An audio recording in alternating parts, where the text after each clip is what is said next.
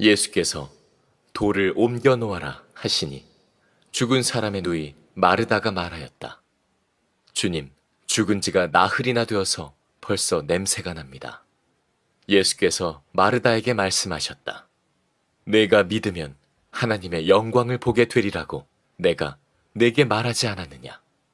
사람들이 그 돌을 옮겨 놓았다. 예수께서 하늘을 우러러보시고 말씀하셨다. 아버지, 내 말을 들어주신 것을 감사드립니다. 아버지께서는 언제나 내 말을 들어주신다는 것을 압니다. 그런데도 이렇게 말씀을 드리는 것은 둘러선 무리를 위해서입니다. 그들로 하여금 아버지께서 나를 보내신 것을 믿게 하려는 것입니다. 이렇게 말씀하신 다음에 큰 소리로 나사로야, 나오너라 하고 외치시니 죽었던 사람이 나왔다.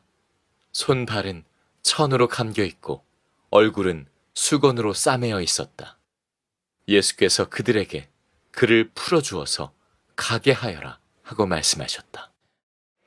제가 신학교 다닐 때 서점에 가서 설교집 한 권을 샀었는데 당시에 아주 유명한 설교자셨던 곽선희 목사님 신앙인의 불신앙이라 하는 제목의 설교집이었습니다. 제목이 뭔가 이렇게 마음에 콱 와닿더라고요. 신앙인의 불신앙. 한동안 그 책이 제 서고에 꽂혀 있었습니다. 오늘 그 말씀을 여러분들과 같이 나누려고 합니다. 오늘 읽은 요한복음 11장 말씀은 죽은 나사로를 다시 살리신 유명한 기적의 기사입니다. 그런데 이 요한복음 11장의 핵심은 죽은 자도 살아났다 하는 기적 이야기가 아닙니다. 우리의 믿음을 점검하는 메시지입니다. 예수님 주변에 많은 사람들이 있었는데 그들의 믿음을 점검하는 말씀입니다.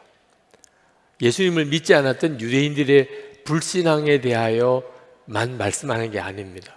예수님을 잘 믿는다고 하는 예수님 주변에 있는 사람들의 믿음도 아주 적나라하게 드러내는 그 실상을 드러내는 말씀이기도 합니다.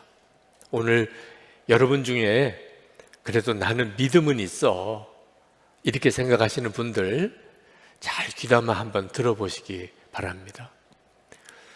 이 나사로와 마리아 이 남매 가정은 예수님을 잘 믿고 주님을 정말 뜨겁게 사랑했던 가족이었습니다. 예수님께서도 그 가족을 사랑하셨고요. 근데 어느 날 이 오빠인 나사로가 병으로 죽습니다. 가정 안에 굉장한 어려움이 생기죠. 예수님에게 나사로가 이제 죽게 되었다는 소식을 전해 주었는데 그때 예수님은 예루살렘을 떠나서 요단강가에 계셨습니다. 근데 예수님이 나사로가 죽게 되었다는 소식을 들으시고 바로 이 베다니로 돌아오시지 않으시고 이틀을 더 머무셨어요. 그래서 어떤 사람은 생각하기를 왜 예수님께서 나사로가 죽게 되었다는 소식을 듣고 바로 오셔서 나사로가 죽지 않게 하시지 왜 나사로가 죽고 난 다음에서야 오신 건가 이런 생각을 하시는 분들도 있으신데 실제로는 예수님에게 나사로가 죽게 되었다는 소식을 전해주러 사람이 떠났을 때 나사로는 금방 죽었습니다. 예수님께서 계시던 이 요단강가와 베다니는 걸어서 하루길이 걸리는 거리입니다. 예수님이 이틀을 더 머무신 후에 그리고 돌아오셔서 나사로가 죽은 지 나흘이나 되었다고 성경은 이야기하고 있어요. 그러니까 예수님에게로 나사로의 병든 소식을 전해주러 간 사람이 예수님에게 오기까지 하루, 예수님이 이틀을 머무시고 돌아오시는 경우가 또 하루, 나흘이 걸린 거죠. 예수님이 나사로가 병들어 죽게 되었다는 소식을 들을 때는 이미 나사로는 죽은 상태였어요. 예수님이 그 사실을 아시고 이틀을 더 머무신 거예요. 장례가 끝날 때까지. 예수님의 계획이 있으셨던 겁니다. 예수님께서는 물론 나사로를 다시 살리시려고 하셨습니다. 그렇지만 예수님의 관심은 죽은 자를 살려내는 데 있는 게 아니었어요. 예수님이 지금 바라보고 있는 것은 예수님이 곧 십자가에 죽으실 것에 대해서 바라보고 계셨습니다. 자, 예수님이 십자가에 죽게 될 때, 그때 예수님을 따르던 제자들, 예수님을 믿는 사람들이 과연 믿음을 견고하게 지킬 수 있겠는가? 이것이 예수님의 깊은 관심이었습니다. 그래서 예수님께서 이 일을 계기로, 나사로의 죽음을 계기로 죽음도 끝이 아니다, 부활의 역사가 있다, 이 사실을 제자들과 예수님을 믿는 사람들에게 분명하게 알게 해 주시려고 나사로를 다시 살리실 생각을 하셨던 거죠. 요한복음 11장 15절 말씀을 제가 읽겠습니다. 내가 거기에 있지 않은 것이 너희를 위해서 도리어 잘된 일이므로 기쁘게 생각한다. 이 일로 말미암아 너희가 믿게 될 것이다. 그에게로 가자. 나사로가 죽은 게 잘된 일이라고 표현하는 것처럼 느껴집니다. 그런데 나사로의 죽은 게 잘됐다는 뜻이 아니고 나사로가 이미 죽었기 때문에 이 일을 계기로 죽음이 끝이 아니다, 이 사실에 대해서 제자들에게 분명하게 알게 해주실 그런 계기가 됐다는. 그래서 제자들이 예수님의 십자가의 죽음 앞에서 흔들리지 않을 믿음을 주고 싶으셨던 거예요. 예수님께서 나사로의 집으로 돌아오십니다. 자, 그때 이 믿음이 좋다는 마르다, 마리아의 반응을 여러분이 한번 주목해 보셔야 됩니다. 마르다가 예수님을 뵙고 이렇게 말을 합니다. 21절에 주님이 여기 계셨더라면 내 오라버니가 죽지 아니하였을 것입니다. 예수님에 대한 믿음을 이야기하는 거죠. 예수님이 계시면 우리 오빠가 죽지 않았을 겁니다. 그런데 이 말은 또 어떤 뜻이냐면 죽음은 예수님도 끝이잖아요. 그런 뜻이기도 합니다. 예수님은 죽기 전에 환자를 고치실 수는 있지만 죽고 난 다음에 사람은 어떻게 할 수 없는 분이다, 그런 말이기도 하잖아요. 한편으로는 믿음이 있는 것 같은데 또 한편으로는 전혀 믿음 없는 말을 하고 있는 거예요. 그래서 예수님께서 마르다에게 내 오라버니가 다시 살아날 것이다, 이렇게 이야기를 하셨어요. 자, 그렇다면 마르다가 그렇습니까? 그러면 우리 오빠 좀 살려주세요. 그래야 이게 논리적으로 맞잖아요. 그죠? 내 오빠가 살아날 것이라 그랬으니까. 근데 마르다가 뭐라고 대답하냐면 마지막 날 부활 때에 그가 다시 살아나리라는 것은 내가 압니다. 분명히 믿음은 믿음이에요. 마지막 날에 모든 성도가 다 부활할 것이라는 것을 믿고 있는 거죠. 그렇지만 또 믿음이 아닌 것이 마르다는 여전히 슬픔 속에 사로잡혀 있는 거예요. 한편으로는 믿는 것 같은데 또 다른 편으로는 전혀 믿지 않는 것과 같은 상태이죠. 그래서 예수님께서 말씀합니다. 나는 부활이요 생명이니 나를 믿는 사람은 죽어도 살고 살아서 나를 믿는 사람은 영원히 죽지 아니할 것이다. 네가 이것을 믿느냐? 지금 이 나사로가 죽었다가 부활한 사건에 가장 중요하게 나오는 단어는 믿음입니다. 믿음. 내가 믿느냐? 그때 마르다가 대답합니다. 예, 주님. 주님은 세상에 오실 그리스도시며 하나님의 아들이심을 내가 믿습니다. 라고 대답해요. 흠잡을 데 없는 신앙 고백이죠. 근데 문제는 그게 진정한 믿음이 아니었다는 거예요. 앞으로 좋을 날이 올 겁니다. 네, 맞아요. 주님 부활하시는 날 우리 오빠도 살겠지요. 근데 지금은 아니에요. 지금은 여전히 슬픔이고 낙심이고 절망인 거죠. 여러분, 우리도 이와 같은 때가 있잖아요. 큰 어려운 일 또는 어떤 재앙이 닥쳤습니다. 마음은 낙심이 되고 슬프고 그리고 너무너무 두려워요. 그런데 보니까 주변의 사람들이 의식이 돼요. 아, 내가 이렇게 믿음 없이 하면 안 되지. 그래서 사람들에게 말합니다. 예, 괜찮아요. 주님이 다 좋은 결과가 되게 해 주시겠지요. 저도 믿어요. 주님께서 다 회복해 주실 거예요. 기도해 주셔서 고마워요. 정말 믿음의 이야기를 하는 거죠. 네. 아, 이분이 참 믿음이 좋구나. 이런 어려움 중에도 저렇게 낙심하지 않는 걸 보니까 참 믿음이 좋구나. 그럴만 하지요. 말만 놓고 보면 그렇습니다. 중요한 거는 분위기인 거예요. 그 마음의 생각, 그가 하는 말의 표현, 얼굴의 표정, 그의 행동이 그게 믿음인가 하는 거예요.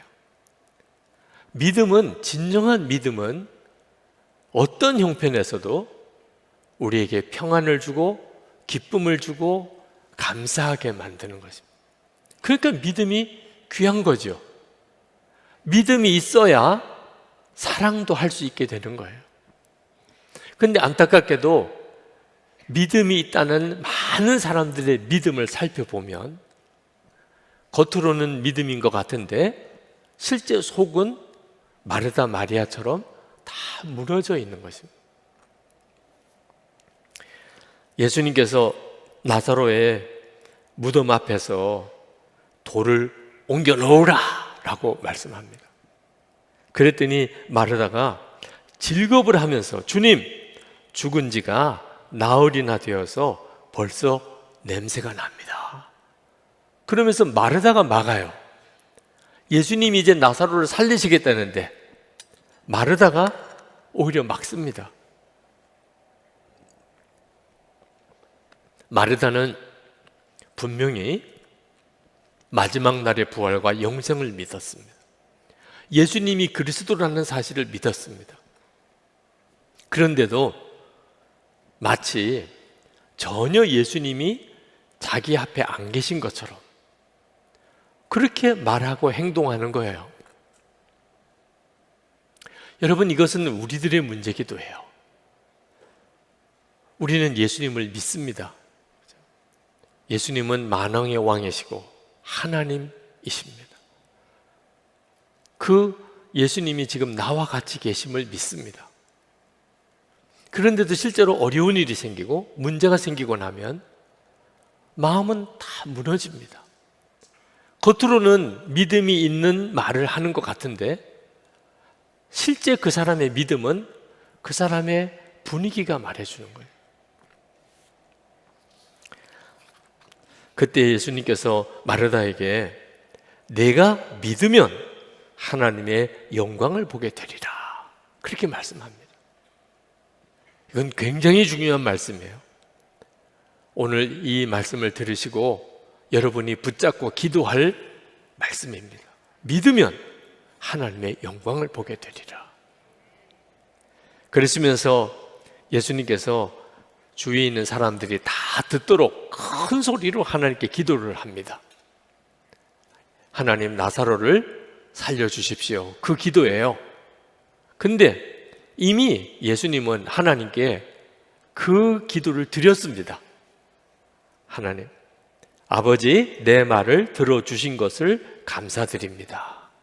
이미 예수님은 하나님께 그렇게 해달라고 기도를 드렸고 하나님의 허락을 받으셨어요. 응답을.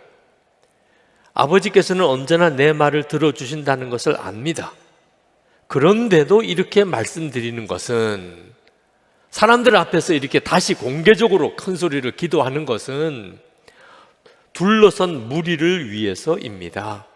그들로 하여금 아버지께서 나를 보내신 것을 믿게 하려는 것입니다. 예수님께서 지금 나사로를 살리는 것에 초점이 있는 게 아니었어요. 예수님 주변에 예수님을 믿는다고 하는 사람들이 죽음도 넘어서는 믿음, 죽음도 꺾을 수 없는 그 확신을 이 사람들에게 주려고 하는 것이었어요. 예수님이 이제 십자가에 죽으실 날이 다 가까웠습니다. 그때 예수님을 따르던 무리들이 그로 인해서 충격받고 무너지지 않도록 이 나사로의 죽음과 부활 사건을 예수님이 예표로 쓰시려고 하셨던 것이죠. 예수님이 우리에게 원하시는 것은 죽은 자도 다시 살아날 것을 믿는 믿음을 가지라, 그런 말이 아닙니다. 여러분이 만약에 죽게 되었거나 또는 여러분의 사랑하는 가족이 죽었을 때 하나님 살려주세요, 나사로도 살리셨잖아요, 이렇게 기도할 믿음을 우리에게 말씀하고 있는 게 아닙니다. 실제로 성경에 예수님이 죽은 자를 살리신 기적을 3번 행하셨습니다. 야이로의 딸이 그랬고, 그리고 나인성 과부의 아들이 그랬고, 그리고 나사로가 그랬습니다. 딱 3번이었어요. 예수님 당시 때 죽은 사람이 얼마나 많았겠습니까? 그런데 딱 3사람만 살리셨어요. 그 말은 죽은 모든 사람을 다시 살아나게 하는 것이 주님의 계획이 아니라는 뜻입니다. 영생이 있습니다. 예수님 재림에 오시면 성도들이 다 다시 부활하게 됩니다. 굳이 죽은 사람을 다 살려낼 이유가 없는 거죠. 예수님께서 죽으시고 부활하신 다음에 그리고 승천하셨습니다. 이 땅에 우리와 같이 계시지 않고. 그러므로 죽은 사람이 다시 살아나는 것이 주님이 원하시는 기적이고 우리가 그걸 믿으라고 하는 게 아니었어요. 주님이 원하시는 것은 죽음이 끝이 아니라는 거예요. 죽었다고 절망하지 말라는 거예요. 죽음도 뛰어넘을 수 있는, 극복할 수 있는 그 확신을 가지고 예수님을 따르라는 것이었어요. 믿음장이라고 하는 히브리서 11장 35절에 보면 2 종류의 믿음의 사람이 나옵니다. 한 종류의 사람은 믿음으로 죽은 자를 다시 살려내는 놀라운 기적을 경험한 사람, 그것도 믿음의 역사예요.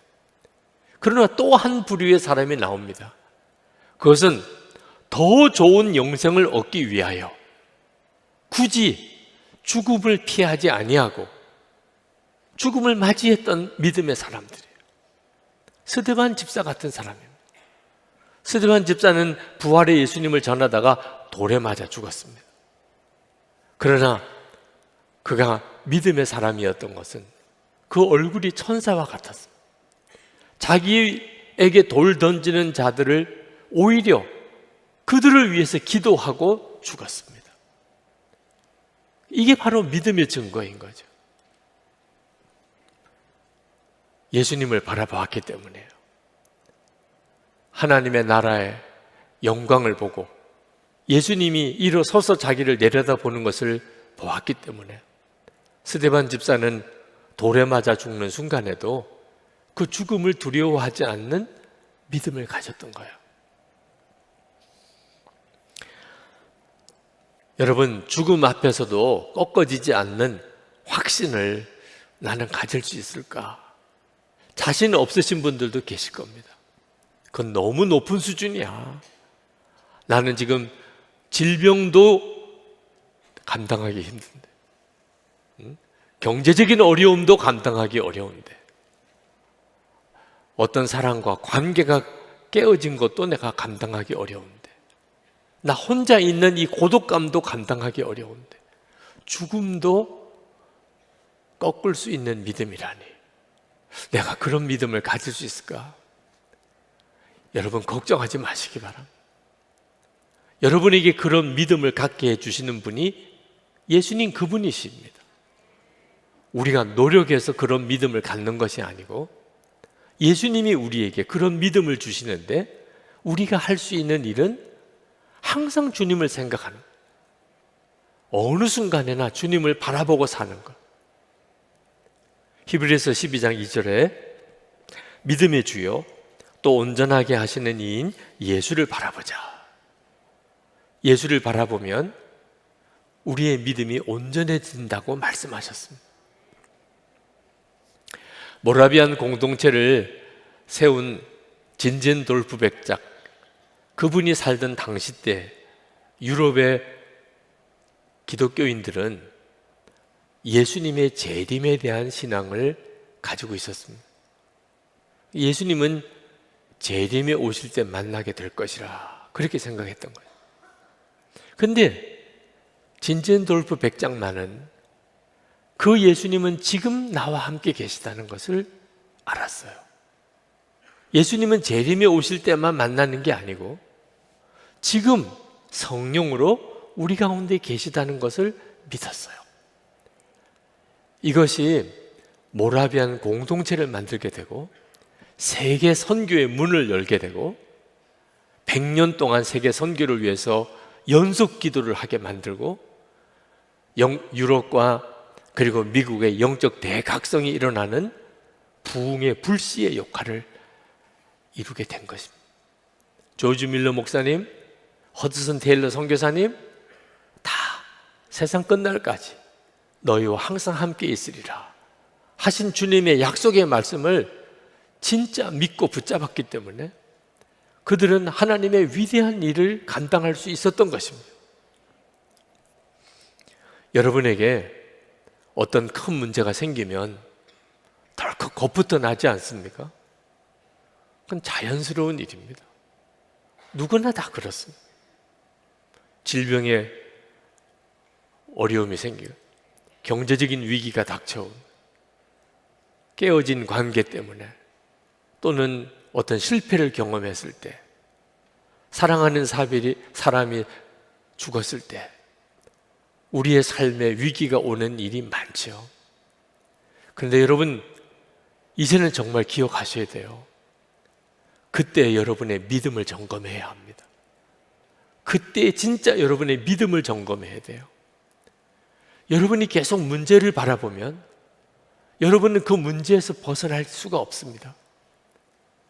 여러분과 함께 계시는 예수님, 그 예수님을 바라봐야 돼요. 예수님께서 나사로의 무덤 앞에서 눈물을 흘리셨습니다. 예수님께서 왜 그렇게 슬퍼하셨을까? 나사로가 불쌍했어요? 마르다, 마리아 자매가 불쌍했어요? 지금 예수님은 나사로를 다시 살려내려고 하는 바로 그 순간이에요. 근데 나사로나 마르다, 마리아가 뭐가 불쌍해요? 그러면 예수님이 왜 눈물을 흘리셨을까?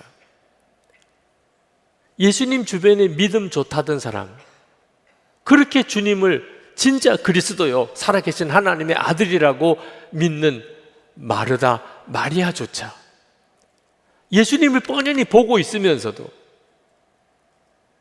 예수님은 아무것도 할 수 없는 분처럼 그렇게 여기는 그 믿음이 너무 안타까웠던 거예요. 너희들이 믿음이 정말 있느냐? 내가 십자가에 달려 죽을 때 너희들이 그 상황을 견딜 수 있겠느냐? 예수님의 마음이 정말 안타까우셨던 거죠. 예수님도 기쁘실 때가 있었고 슬퍼하실 때가 있으셨어요. 조건은 똑같아요. 믿음 때문이었습니다. 믿지 않는 걸 보면 주님은 너무너무 안타까워하셨어요. 믿는 사람을 보면 주님은 너무너무 기뻐하셨어요. 여러분, 예수님이 기뻐하시면 여러분의 인생은 아무 염려가 없습니다. 예수님이 기뻐만 하시면, 여러분을 보고 예수님이 기뻐하시면, 예수님이 기쁘시게 될 수 있는 조건이 뭐예요? 우리가 믿으면, 우리가 진짜 예수님을 믿으면 나와 함께 계시지 주님은 세상보다 크신 주님이시지, 그러면 무슨 문제가 되겠습니까? 이런 믿음을 가지면 주님이 기뻐하세요. 그러면 아무리 형편과 처지가 어려운들 하나님의 영광이 나타나게 될 뿐입니다. 여러분, 믿음은 우리 스스로가 크게 하려고 해서 커지는 게 아닙니다. 주님을 계속 바라보고 주님과 동행하며 그렇게 살다 보면 갑자기 내 믿음이 완전히 달라져 버려요. 예수님의 제자들이 처음부터 믿음이 좋은 사람들 아니었습니다. 예수님과 3년 동안 함께 지냈습니다. 그리고 그들이 위대한 사도가 되었어요. 그게 핵심입니다. 이 은혜는 우리가 다 받고 있는 은혜예요. 여러분 모두에게 주님은 함께 계시고 여러분 안에 계십니다. 예수님께서 요한복음 4장에 보면 마음이 꽉 닫힌 사마리아 여인을 만나십니다. 요한복음 5장에서는 베데스다 연못에서 38년 된 병자를 만나십니다. 요한복음 6장에서는 5천 명이 넘는 무리들을 먹여야 했습니다. 요한복음 8장에서는 음행하다가 붙잡혀서 돌에 맞아 죽을 처지에 있는 여인을 만납니다. 요한복음 9장에서는 나면서 눈먼 자를 만나십니다. 그리고 11장에서는 나사로의 죽음을 보십니다. 이런 일을 만날 때 예수님은 어느 순간에도 마음을 졸이시거나 당황해 하시거나 두려워하시지 않으셨어요. 그리고 항상 이 일은 하나님의 영광을 드러내는 계기다, 그렇게 생각하셨어요. 그 예수님이 지금 우리 안에 계시다고요. 제 안에, 여러분 안에 그 예수님이 계시다니까. 죽은 자가 살아나는 것보다 더 큰 기적이 하나님이신 주님이 우리 안에 계신 거예요. 엄청난 기적이 실제로 우리에게 일어나고 있는 거예요. 우리가 그 예수님을 바라보고 살기 시작하면, 그러면 우리 안에 모든 근심과 두려움이 다 떠나게 됩니다. 요한복음 14장 27절에 이렇게 말씀합니다. 평안을 너에게 끼치노니 곧 나의 평안을 너에게 주노라. 내가 너에게 주는 것은 세상이 주는 것 같지 아니하니라. 너희는 마음에 근심하지도 말고 두려워하지도 말라. 지금 우리 안에 계신 주님이 우리에게 말씀하고 계신 거예요. 마르다는 예수님을 육신으로 보고도 전혀 믿음으로 반응을 못했습니다. 지금 예수님 우리 안에 계세요. 우리가 예수님을 믿음으로 바라보기 시작하면 근심도 두려움도 다 떠나는 놀라운 평안이, 죽음도 이기는 믿음의 역사가 실제로 우리 삶 속에 나타나게 됩니다. 제가 선한목자교회 부임에 와서 가장 큰 은혜를 받은 것은 항상 주님을 바라보는 믿음의 눈을 뜨게 된 겁니다. 그건 형편이 너무 어려웠기 때문이에요. 주님이 나와 함께 계시는 게 사실이라면 살 것이고, 주님이 함께 계시다는 것이 사실이 아니라면 저도 교회도 다 망하게 되는 그런 처지였습니다. 그래서 저는 오직 주님 바라보고 주님 바라보고 주님 바라보고 살았어요. 그리고 정말 놀라웠게도 나는 죽고 예수로 사는 십자가의 복음을 실제로 체험하게 되었습니다. 그리고 여기까지 왔어요. 제가 선한목적에 부임해 와서 이 교회 목회하면서 가장 어려웠던 순간이 언제였을까 생각해 보았습니다. 수백억의 부채, 건축 부채를 짊어진 것인가? 아니었어요. 진짜 저에게 있어서 어려웠던 순간은 제가 정말 예수님을 진짜 믿지 못하고 우리 교회가 이 건축 부채의 수렁에서 헤어나올 수 있을까? 우리 교회가 진짜 온전히 예수님의 그 교회가 될 수 있을까?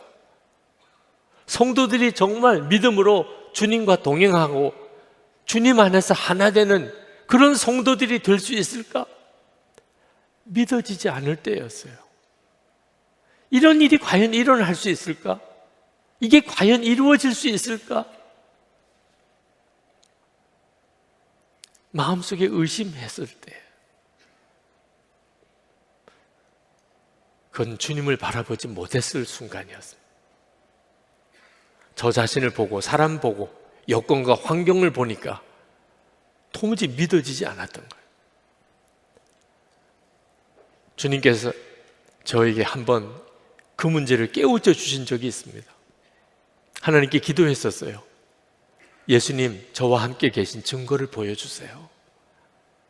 너무 힘들고 도무지 해결하기 어려운 문제 앞에서 하나님 증거를 좀 보여주세요. 저와 함께 계시는 증거를. 그때 주님께서 저에게 즉각 주신 응답이 증거를 찾지 말고 먼저 믿으라. 그때 깨달았어요. 예수님이 저와 함께 계신 증거는 수도 없이 많다는 거예요. 예수님이 저와 함께 계시지 않는데 제가 지금 어떻게 여기 있을 수 있어요?